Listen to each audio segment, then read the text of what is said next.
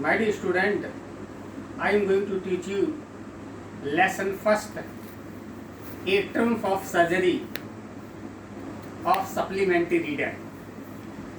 Yesterday, I had taught you summary in Hindi of this lesson. Today, I shall teach you this lesson. I was really worried about the tricky this time. I had pulled up my car when I saw in the street with his mistress and I was shocked at his appearance.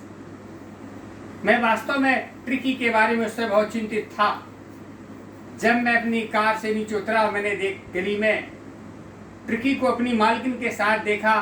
मुझे उसकी बनावट पर बड़ा धक्का लगा.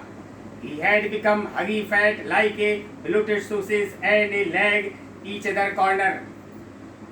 वह बहुत ही मोटा और सूजा हुआ लड़खाते हुए पैर से चल रहा था. His eyes bloodshot, a rheumy stared straight ahead and his tongue looked below his jaw. उसकी आंखें लाल सीधे की ओर घूर रहा था. उसकी जीभ बाहर जबड़ों के बाहर निकली हुई थी. Mrs Pomfrey hasten to explain. श्रीमती पम्फ्री उसकी व्याख्या करने में जल्दी थी कि he was so listless. Mr Harriet, he seemed to have no energy. I thought he must be suffering from malnutrition, so I have been giving him some little extras between meals to build up him. Some malt and some cod liver oil and a boil of Horlicks at the night to make him sleep. Nothing much really. Shrimati Pomfrey ने व्याख्या की. वह इतना बेकार हो गया था श्रीमान हैरिट, मुझे उसके अंदर ऊर्जा नहीं दिखाई देती है. मैंने सोचा कि वह कुपोषण का शिकार हो रहा था, इसलिए मैंने उसे बार बार अतिरिक्त भोजन भी प्रदान किया ताकि उसकी स्थिति सही हो जाए. रात में सुलाने की दवा दी, लेकिन कुछ वास्तव असर नहीं हुआ. Did you cut down on sweet things as I told you? मैंने आपसे कहा था कि आप इसे मिठाई न देना. Oh, I did so bit. He seemed to be so weak. I had to relent. He does love cream cakes and chocolate, so I cannot bear to refuse him. मैंने थोड़ा सा ऐसा किया. वह इतना कमजोर हो गया था, इसलिए वह क्रीम केक्स और चॉकलेट खाना अधिक पसंद करता था. मैं ऐसा करने में सहन नहीं कर सकती थी. I look down again at the little dog.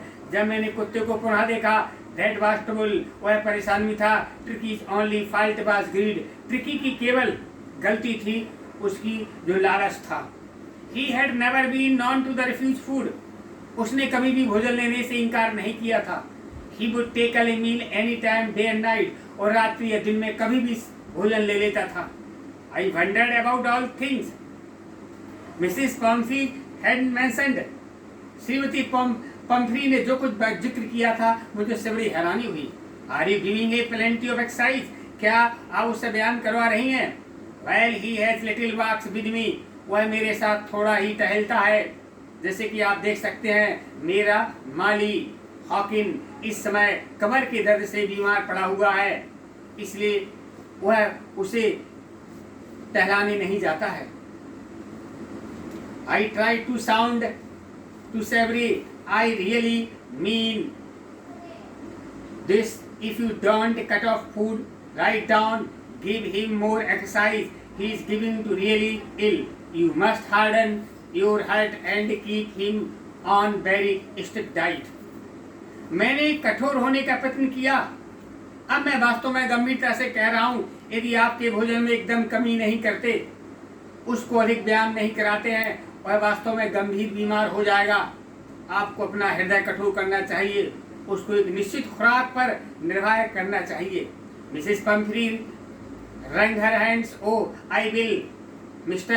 Harriet. I am sure you are right, but it is so difficult, so very difficult. She sat up, head down along the road, and if determined to put the new regime into practice immediately. Shrimati Pomfrey हाथ मलने लगी। ओह mister Herriot, मैं अवश्य ऐसा करूंगी, मुझे यकीन है आप ठीक कहते हैं, पर बहुत कठिन है। और सिर झुकाकर सड़क पर चलने लगी। जैसे ही उसने संकल्प कर लिया कि वह इसके लिए नियमित अभ्यास और खुराक का तुरंत पालन करेगी। I watched their progress with the growing concern. Tricky was tottering along his sweet tweed coat. He had whole wardrobe, coat and cold weather and rainy coat and wet days. He struggled on drooping on his harness. I thought it could long before I heard from Mrs. Pumphrey. जैसे ही मैंने उसकी प्रगति के बारे में सुना कि मुझे चिंता बढ़ी। ट्रिकी अपने छोटे से कोट में लड़खड़ाता हुआ जा रहा था। कोटों की पूरी तरह अलमारी भरी हुई थी।